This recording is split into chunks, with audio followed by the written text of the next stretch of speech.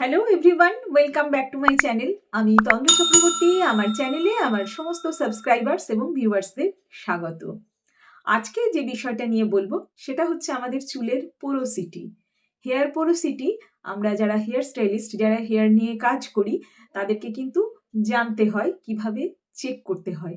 আমাদের এই যে হেয়ারের যে স্যাফটগুলো আছে, পোরোসিটি মানে হচ্ছে সেই স্যাফটের আর্দ্রতা বা জল ধারণ ক্ষমতা কতটা, তার উপর নির্ভর করে। আমরা নানাভাবে স্ট্র্যান্ডগুলো কিন্তু চেক করি। তারপরে আমরা যখন কোনো কেমিক্যাল হেয়ারে ট্রিটমেন্ট করি, তার পোরোসিটি টেস্ট করেই করি। যারা বিগিনার তাদের কিন্তু হেয়ারের এই পোরোসিটি সম্বন্ধে যথেষ্ট নলেজ থাকা দরকার। পোরোসিটি, পোর্স মানে হচ্ছে ছিদ্র, অর্থাৎ আমাদের স্কিনে যেমন পোর্স আছে, ছিদ্র আছে, সেরকম কিন্তু আমাদের হেয়ারের এই স্ট্র্যান্ডগুলোতেও আছে। এবার এই ছিদ্র যার চুলে যত কম, বেশি বা মাঝারি, তার উপর ডিপেন্ড করে আমরা যখন কোনো কেমিক্যাল ট্রিটমেন্ট করি। তো এই যে চুলের ছিদ্র বা পোর্স কতটা আছে, এটাকে সাধারণত আমরা 3 ভাগে ভাগ করে থাকি। আমরা সাধারণত ওই ইংলিশ টার্মসগুলোতেই অভ্যস্ত, তাই আমরা লো পোরোসিটি, মিডিয়াম পোরোসিটি এবং হাই পোরোসিটি এটাই বলে থাকি, অর্থাৎ নিম্ন, মাঝারি আর উচ্চ পোরোসিটিযুক্ত চুল। তো এই পোরোসিটি সাধারণত আমাদের হেয়ারের একদম বাইরের অংশ বা কিউটিক্যাল থেকে বোঝা যায়।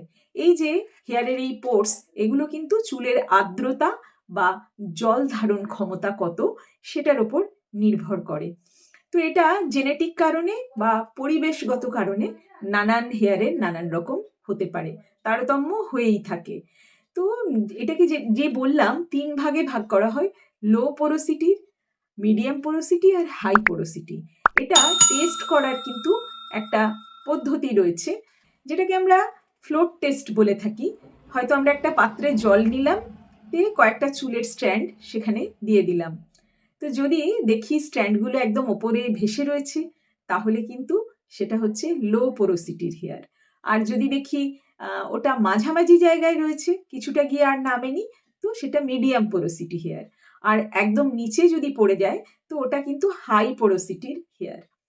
তো এই ফ্লোট টেস্ট করলে যেমন বোঝা যায়, আবার একটা হচ্ছে খানিকটা চুলের স্যাফট নিয়ে তাতে যদি জল স্প্রে করা হয়, যদি জলটা খুব তাড়াতাড়ি ঢুকে যায় তাহলে এবং পুরো চুল খুব তাড়াতাড়ি ভিজে যায়, তাহলে ওটা হাই পোরোসিটি হেয়ার। কিন্তু যদি মাঝারি সময় লাগে আর মাঝারি ভেজে, তাহলে ওটা মিডিয়াম পোরোসিটি হেয়ার। আর যেটায় জল সাধারণত ঝরে পড়ে যায়, ঢুকে না চট করে, আর তাহলে সেটা কিন্তু লো পোরোসিটির হেয়ার। সব থেকে আদর্শ হচ্ছে মিডিয়াম পোরোসিটি হেয়ার, যেটা লো নয়, হাইও নয়।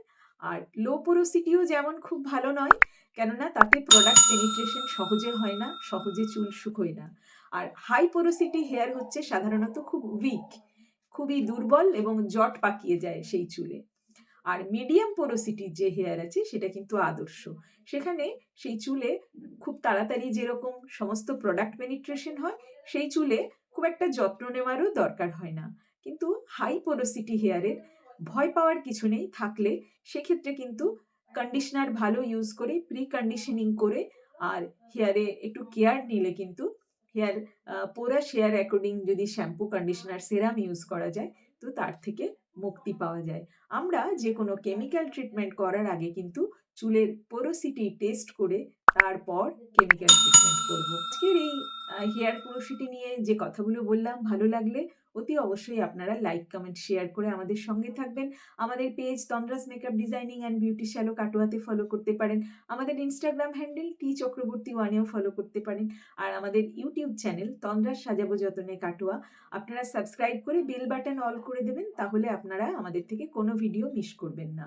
আর আমাদের এই ছোট্ট ছোট্ট টুকরো টুকরো নলেজগুলো যদি আপনাদের ভালো লেগে থাকে এবং এগুলো যদি আপনারা আরও ভালো করে প্র্যাকটিক্যাল নলেজ নিয়ে জানতে চান, অবশ্যই আমাদের নিচে দেওয়া নাম্বারে যোগাযোগ করতে পারেন। আমাদের কিন্তু নানান রকম একাডেমিতে কোর্স আছে, এসে কোর্স জয়েন করলে আপনাদের কিন্তু সমস্ত ডাউট আমরা ক্লিয়ার করে দেব। সবাই ভালো থাকবেন, সুস্থ থাকবেন, সঙ্গে থাকবেন। আজ এটুকুই, আবারও পরে অন্য কোনো ভিডিও নিয়ে দেখা হবে। ততক্ষণের জন্য চলি, টাটা।